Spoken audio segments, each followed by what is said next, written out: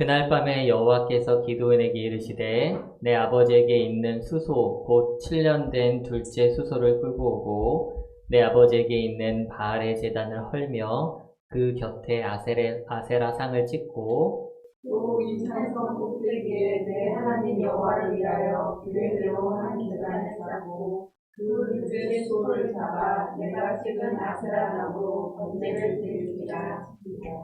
이에 기드온이 종 10사람을 데리고 여호와께서 그에게 말씀하신 대로 행하되 그의 아버지의 가문과 그 성 사람들을 두려워하므로 이 일을 감히 낮에 행하지 못하고 밤에 행하니라. 그 성 사람들이 아침에 일찍 일어나 즉 바알의 제단이 파괴되었으며 그 곁에 아세라가 찍혔고 새로 쌓은 제단 위에 그 둘째 소를 드렸는지라. 서로 물어 이르되 이것이 누구의 소행인가 하고 그들이 캐어 물은 후에 이르되 요아스의 아들 기드온이 이를 행하였도다 하고 성 사람들이 요아스에게 이르되 내 아들을 끌어내라. 그는 당연히 죽을지니 이는 바알의 제단을 파괴하고 그 곁에 아세라를 찍었음이라 하니. 요아스가 자기를 둘러서 모든 자에게 이르되 너희가 바알을 위하여 다투느냐 너희가 바알을 구원하겠느냐 그를 위하여 다투는 자는 아침까지 죽임을 당하리라. 바알이 과연 신일진데 그의 제단을 파괴하였은즉 그가 자신을 위해 다툴 것이니라 하니라. 그날의 기도를 여호와라 하였으니 이는 그가 바알의 제단을 파괴하였으므로 바알이 그와 더불어 다툴 것이라 하는도다. 그때 미디안과 아말렉과 동방 사람들이 다 함께 모여 요단강을 건너와서 이스라엘 골짜기에 진을 친지라. 여호와의 영이 기도에게 임하시니 기도는 나팔을 불매 아비에스의 그의 뒤를 따라 구름을 받으니라. 기드온이 또 사자들을 온 므낫세에 두루 보내매 그들도 모여서 그를 따르고 또 사자들을 아셀과 스불론과 납달리에 보내매 그 무리도 올라와 그를 영접하더라. 기도니 하나님께 여쭈되 주께서 이미 말씀하신 같이 내 손으로 이스라엘을 구원하시거든. 보소서 내가 양털 한 뭉치를 타작 마당에 두리니 만일 이슬이 양털에만 있고 주변 땅은 마르면 주께서 이미 말씀하신 같이 내 손으로 이스라엘을 구원하실 줄을 내가 알겠나이다 하였더니 그대로 된지라. 이튿날 기도니 일찍이 일어나서 양털을 가져다가 그 양털에서 이슬을 짜니 물이 그릇을 가져다가. 기드온이 또 하나님께 여쭈어 주여 내게 노하지 마옵소서 내가 이번만 말하리이다. 구하옵나니 내게 이번만 양털로 시험하게 하소서. 원하건대 양털만 마르고 그 주변 땅에는 다 이슬이 있게 하옵소서 하더니 그 밤에 하나님이 그대로 행하시니 곧 양털만 마르고 그 주변 땅에는 다 이슬이 있었더라. 아멘. 예, 다시 한번 주님을 환영하고 축복합니다. 예, 오늘 청년들, 학생들이 열심히 찬양해 주니까 또 분위기가 다르네요.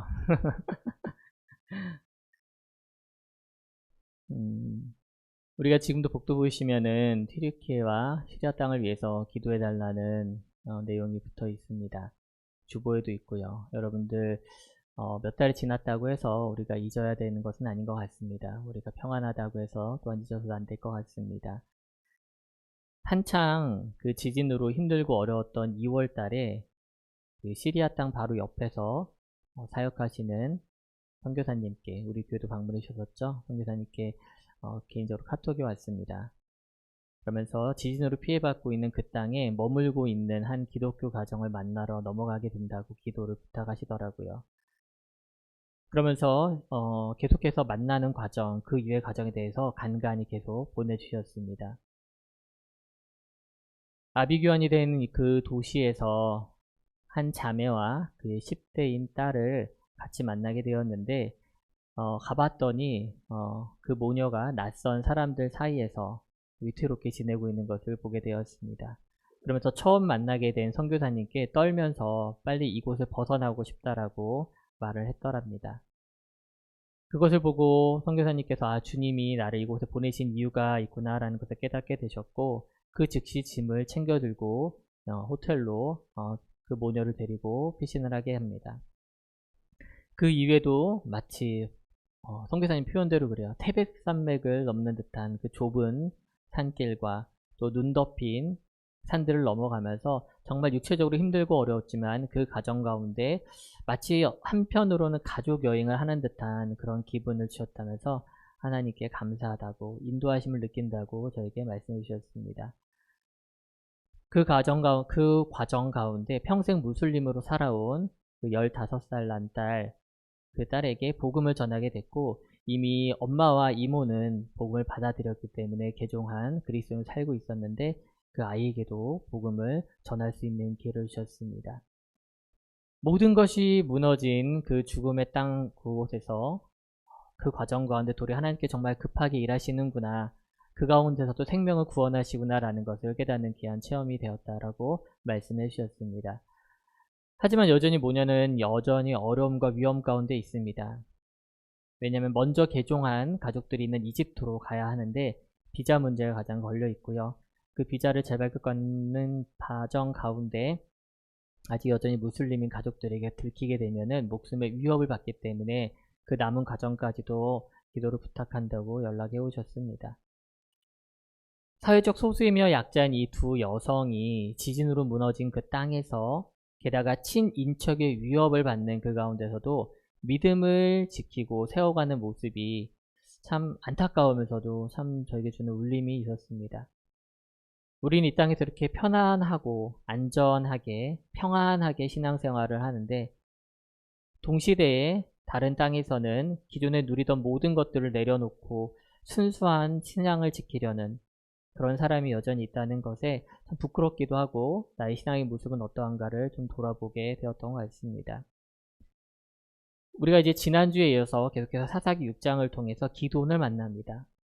기드온도 잘 생각해보면은 자신을 둘러싼 너무도 절망적인 상황에서 그것 때문에 하나님을 원망했던 사람이에요.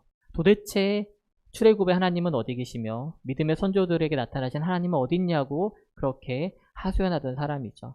하지만 그의 삶 가운데 하나님의 샬롬이 찾아오자 그는 모든 것이 바뀌게 됩니다. 그때부터 변하기 시작을 합니다. 그 한 사람만 바뀌었거든요. 주변은 여전히 그대로지만 그 한 사람이 바뀜으로 인해서 어떤 상황으로 하나님이 인도해 가시는지 오늘 말씀을 통해서 우리 볼 수 있습니다. 그래서 그가 가장 먼저 한 것은 오늘 말씀의 제목인 바로 허물고 찢고 또한 쌓는 것으로부터 그의 변화된 삶을 우리에게 보여줍니다. 오늘 본문 6장 25절에서 26절 말씀입니다. 다시 한번 읽어보겠습니다.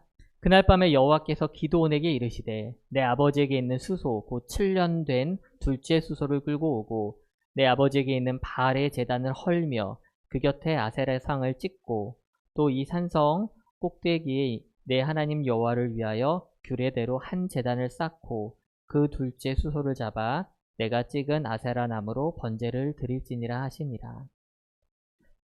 지난주 우리가 보았던 본문을 보면은 여호와의 사자가 기드온을 찾아오고 그 사건 이후에 기드온은 오늘 밤 바로 큰 도전을 받습니다. 하나님께서 이번엔 직접 기드온에게 말씀하시는 거예요. 기드온아, 너의 아버지가 섬기고 있던 그 바알 제단을 허물고 우상인 아세라 상을 찍고 그것을 가져다가 하나님께 드릴 제단을 쌓아 태워서 제사로 드리라는 겁니다. 방금 전까지만 해도 하나님께서 여호와 샬롬이라고 하면서 분명히 감사와 평안의 그 제단을 쌓아서 제사를 드렸는데 이제 다 평온해진 것 같아요. 다 된 것 같은데 바로 그날 밤에 엄청난 이 도전을 하나님께서 기드온에게 요구하시는 겁니다. 여기서 아버지의 우상이라고 하는 것은요, 단순히 아버지의 것이 아닙니다. 온 가족의 것이고요. 가문의 것이라고 해도 무방합니다. 27절에 보면은 그 규모가 얼마나 컸는지 종 10사람을 데리고 가서 일을 처리해야 했습니다. 여러분에게 만일 이런 도전이 온다면 어떠시겠습니까? 하나님이 나타나셔서 꿈에 나타나시든 지금 나타나시든 승리야, 온 집안을 섬기고 있는 우상을 깨부셔서 그걸 태워 나한테 제사를 드려라, 제단을 쌓아라 이렇게 하면 어떨까요? 오늘 본문 보니까 기온이 두려워했어요. 무서워했어요. 그래서 어떻게 했어요, 여러분들? 백주대낮에 하지 못하고 밤에 몰래 했다고 성경은 알려줍니다. 그리고 단순히 아버지나 가족의 문제를 넘어서서 사실 이것은요, 온 성국 사람들을 상대해야만 했던 굉장히 큰 도전이었습니다. 이만은요 반대로 생각하면요 여러분들 한때 분명히 이스라엘 사람들은 하나님만 섬겼던 가족들이거든요. 백성들이거든요. 그런데 이제는 이스라엘 백성들이 전부 다 바알과 아세라를 섬긴다는 거예요. 완전히 타락했음을 보여준다는 겁니다. 분명히 가나안에 들어설 때 처음에는 가나안 족속들이 섬기는 우상들을 섬기지 말 것을 분명히 하나님께서 말씀하셨는데 이제는 도리어 그 우상들이 이스라엘의 새로운 주인이 되어버렸다는 겁니다. 우상을 한다면은 하나님의 말씀을 기억했다면 도리어 칭찬받을 일인데 이제 그게 아니라는 거예요. 도리어 온 성읍 사람들과 상대해야 되는 죽음을 걸고 믿음을 지켜야만 하는 그런 상황에 처했다는 겁니다. 기드온도 그 사회 분위기를 잘 알고 있었어요. 하지만 그럼에도 불구하고 그는 자신이 직접 만난 그 하나님의 말씀을 따르기로 결단합니다. 비록 밤사이 아무도 모를 때 했지만 말이죠. 그는 철저하게 명령에 따라서 우상을 허물고 찍어버리는 동시에 하나님을 향한 제단을 또한 쌓습니다. 저는 우리 가운데도 이러한 믿음의 결단이 있어야 된다고 봅니다. 그렇다라고 해서요, 여러분들 예배 끝나고 나서 은혜 받았어 하고서는 어디 도끼 들고 나가서 불상을 부신다거나 그러면 안 돼요, 여러분들. 실제로 한때 우리 사회에서 문제가 되었던 중에 하나가 뉴스에도 여러 번 나왔는데 밤사이에 요즘은 잘 없는데 학교마다 옛날에는 그 단군 동상이나 이렇게 뭐가 상이 세워지는 학교들이 많았어요. 어느 날 보면은 다 부서져 있는 거예요. 그리고 어느 또 뉴스에는 절에 들어가서 불상에다가 낙서를 하고 훼손하고 하는 그런 일로 여러 차례 이슈가 된 일이 있습니다. 허물어 버리고 찢고 쌓으라니 하나님의 명령은요, 사실 그런 것에서부터 시작하는 게 아닙니다. 사실은 바로 내 속에서부터 시작되는 무브먼트가 있어야 하는 점 있습니다. 기드온은요 분명히 하나님을 만나는 삶이 바뀌었어요. 그때 가장 먼저 해야 할 일은요 바로 내 속에서 나를 지배해오던 하나님이 아닌 것과의 이별인 줄 믿습니다.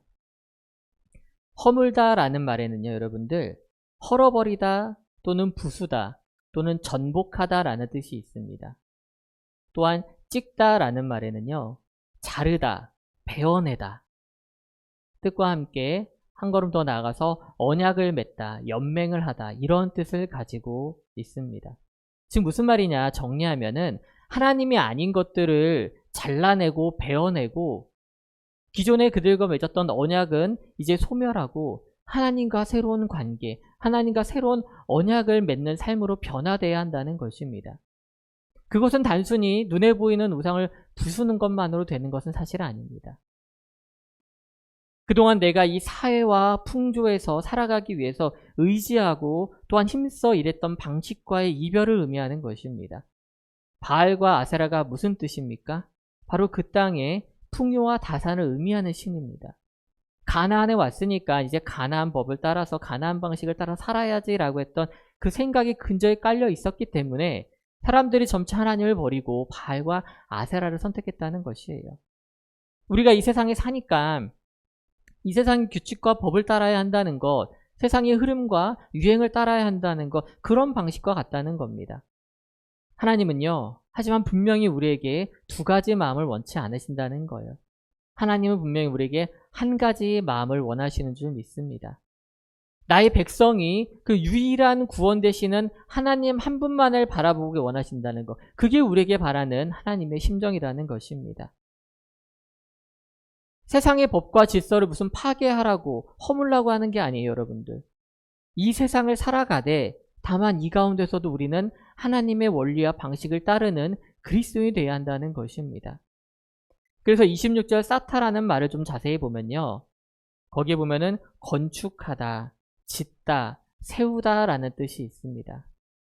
기존의 것들을 이제는 허물고 이제 하나님과의 새로운 관계, 새로운 믿음을 세우고 쌓아 올리며 건축하는 그런 관계로 나아가야 한다는 것입니다. 그 시작은 분명히 하나님의 뜻과 원리가 아닌 것들과는 결별하는 데 있습니다. 허물고 찍어내는 데 있습니다. 그와 동시에 우리는 하나님을 향한 삶의 재단을 쌓아야 하는 줄 믿습니다. 이 믿음이 우리 가운데 있기를 소망합니다. 이 결단이 우리 삶 가운데 온전히 세워지길 주님의 이름으로 축복합니다. 그렇게 결단한 후에요. 후폭풍이 없었나? 아닙니다. 그렇지 않습니다. 그러나 우리는 도리어 이러한 상황에 몰렸을 때 진짜 구원이 무엇인지 알게 되고 진짜 구원을 기다리게 되는 줄 믿습니다. 사사기 6장 31절과 32절을 세 번역으로 같이 읽어볼까 합니다. 우리 한번 화면과 주보를 보시면서 같이 읽겠습니다. 시작. 요아스가 자기를 둘러선 모든 사람에게 이렇게 말하였다. 당신들이 바알의 편을 들어 싸우겠다는 것이요. 당신들이 바알을 구할 수 있다는 말이요. 누구든지 그의 편을 들어 싸우는 사람은 내일 아침에 죽음을 면하지 못할 것이요. 만일 바알이 신이라면 자기의 제단을 헌 사람과 직접 싸우도록 놓아두시오. 그래서 그날 사람들은 기드온을 여룹바알이라고 불렀다. 그가 바알의 제단을 헐었으니 바알이 직접 그와 싸우게 하는 말에서 그렇게 부른 것이다. 아멘. 허물고 찍어버렸던 그 기드온의 새로운 제단을 쌓았던 그 기드온의 한 일이 밤사이 몰래 했다고 생각했는데 머지않아 온 성읍에 다 퍼집니다. 마을 사람들이 난리가 났어요. 농사가 잘 되고 가축들이 새끼를 잘 많이 베어서 낳게 하려면은 바알과 아세라상을 잘 섬겨야 되는데 그걸 찍어버린 거예요. 불경하게도 말이죠. 다 부셔버렸어요. 그러니까 어떻게 하자고요?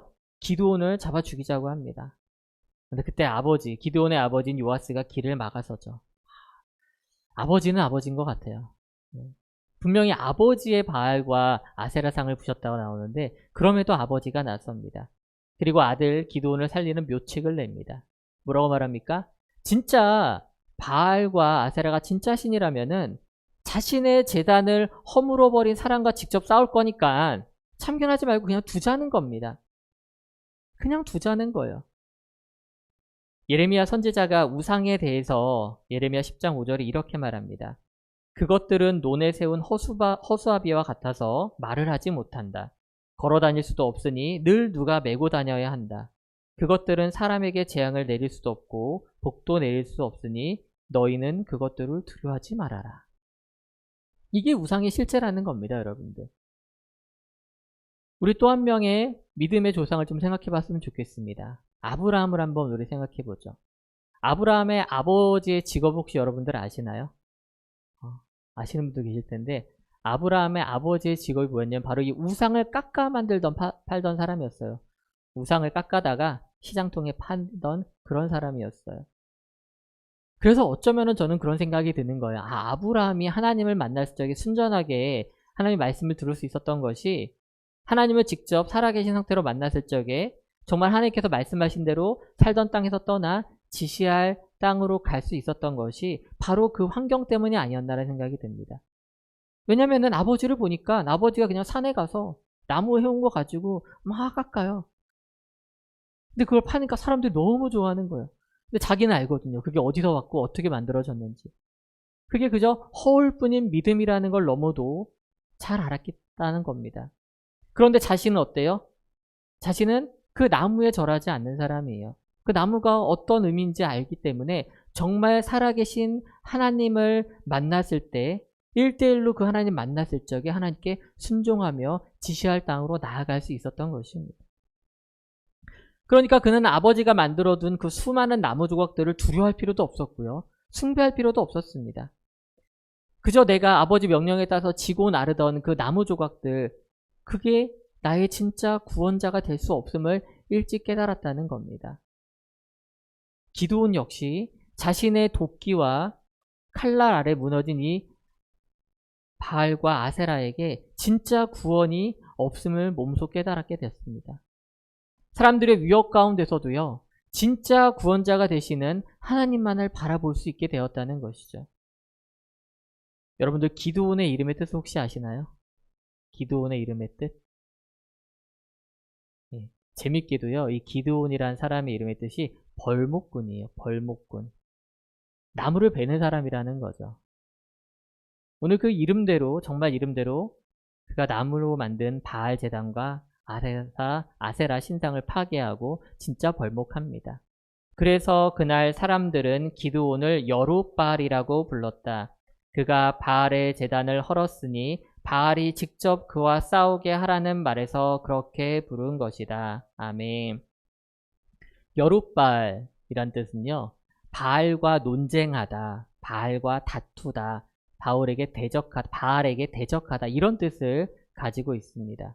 그러니까 지금까지는 기드온으로 살았던 그가 이제는 새롭게 태어나 이제부터는 여룻바알로 불리게 되는 것이죠.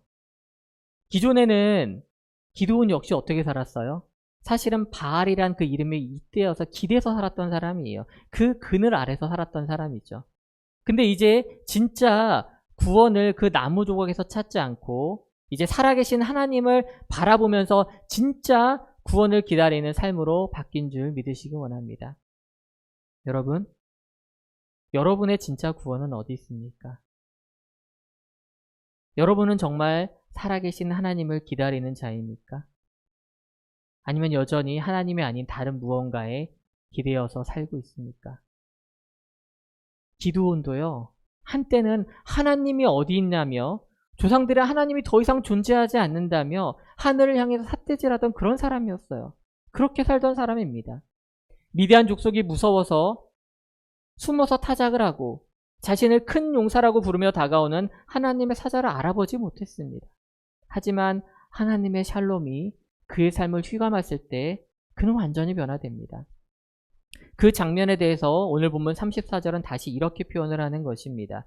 여호와의 영이 기드온에게 임하시니 기드온이 나팔을 불매 아비에셀이 그의 뒤를 따라 부름을 받으니라. 여호와의 영이 기드온에게 임하세요. 그래서 어떻게 합니까? 온 땅을 향해 나팔을 붑니다. 나팔을 불어서 뭐 하는 거예요? 하나님의 살아계심을 선포하고 나와 같이 하나님 편에 설 자들을 불러 모으는 겁니다.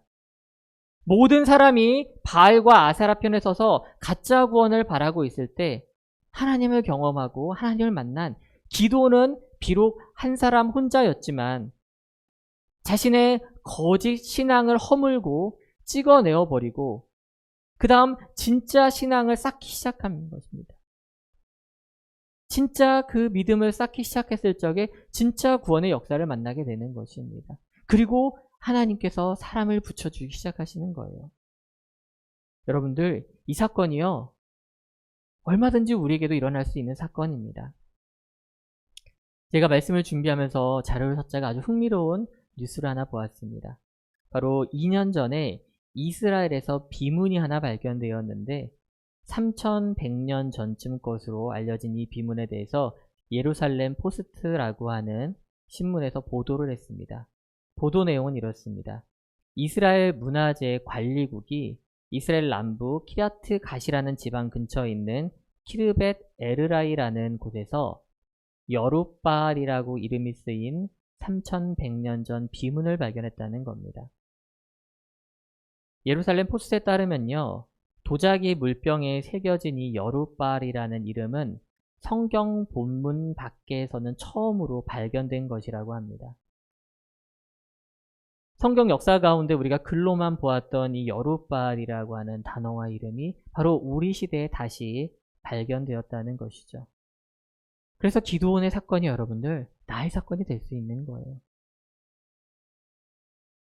기드온도 없다고 생각했던, 그래서 삶 가운데 잊어버렸던 그 하나님을 다시 만난 그 사건이 우리도 역시 지금 하나님은 어디 살아계시냐며 왜 내 삶에 영향을 안 주시냐며 말할 때 분명히 우리 가운데 다시 한번 찾아올 수 있다는 겁니다. 그런데 여러분들 더 재미있는 거는요, 그럼에도 불구하고 이 기드온은요 계속해서 하나님께 매달립니다. 그리고 그 믿음에 대한 확증을 받고 싶어 합니다. 36절 이하에 보게 되면은 우리가 너무도 잘 알고 있는 그 유명한 양털과 이슬 사건이 나옵니다. 아마 교회 안 다니시는 분들도 이 사건 한 번씩 들어봤을 것 같아요. 방금 전까지 목숨을 걸고 우상들의 제단을 찢고 허물었던 기드온이요, 나팔을 불어서 분명히 온 이스라엘을 부르고 하나님에 대한 선포를 했음에도 하나님과 1대1로 다시 조용히 만나서 일명의 쇼부를 칩니다. 전문 용어인지 모르겠지만 하나님과 1대1로 만나서 표징을 구하는 거예요. 표징을. 저는 이제 이 장면을 보면서 이제 실소를 금할 수가 없었어요. 인간의 속성을 너무도 잘 보여주는 장면이라는 생각이 드는 거예요. 그래 자세히 보면 여러분들 보면 볼수록 또 앞뒤 상황을 생각해 보면 참 이게 나의 모습이 아닌가라는 생각이 자꾸 드는 거예요. 하나님을 분명히 만났다고 하면서 하나님을 여전히 끊임없이 하나님께 계속 제 믿음을 확인하는 거예요. 하나님 앞에 내가 정말 믿음이 있는 자인가. 또 그것뿐 아니라 하나님도 확인하는 거예요. 하나님 정말 나를 사랑하시는 분인가? 하나님이 진짜 나를 향한 정말 거룩하고 신실한 계획이 있는가를 자꾸 확인받고 싶어하는 그게 제 모습이 바로 이 기드온의 모습에서 보였다는 거예요. 기드온이 어떻게 해요? 여러분들 양털 한 뭉치를 딱 가져와서 타작마당에 둡니다. 바닥에 두고 하나님께 말하는 거. 하나님 하룻밤 제가 이대로 둘 테니까요. 밤새 이슬이 내리지 않아요 원래요? 그런데 땅은 하나도 안 적고 이 양털만 적게 해주세요. 그럼 하나님 계신 줄 제가 믿겠어요. 하나님께서 제 손으로 진짜 이스라엘을 구원하겠다라고 하신 그 계획을 믿겠어요 라고 말을 해요. 38절에 뭐라고 나와요 여러분들? 결과를 아주 심플하게 얘기해요. 그대로 된지라. 별말 없어요. 그대로 된지라. 근데 기드온이 저와 같아요. 한 번으로는 안 돼. 저도 의심이 많은 사람이라 한 번은 더 해야지. 한 번은. 왜냐면 사실 이슬이라는 게 내리면은 양털은 원래 그 땅은 금방 증발도 양털을 안 마를 수 있잖아요. 하나님 그럴 수도 있을 것 같아요. 생각해 제가 과학을 잘 몰라서 그랬는데 자연을 몰랐는데 그냥 둬도 그럴 수 있을 것 같아요. 하나님 이번에 다시 한 번만 부탁드릴게요. 제가 정말 죄송하지만 이번에 한 번만 반대로만 한번 해주세요. 뭐예요? 양털 뭉치를 또 타작마당에 두고 이렇게 얘기하는 거죠. 하나님 이번에는 땅만 적고 양털은 뽀송뽀송하게 해주세요. 그건 진짜 어렵지 않아요 여러분들 생각해보면은 땅이 다 젖었는데 어떻게 그 습기를 머물기 좋은 양털은 멀쩡하냐는 거예요. 근데 그거에 대해서 오늘 같이 읽은 본문 6장 40절 한번 같이 볼까요? 마지막 절인데요. 우리 같이 한번 봅시다. 시작. 그 밤에 하나님이 그대로 행하시니 곧 양털만 마르고 그 주변 땅에는 다 이슬이 있었더라. 아멘.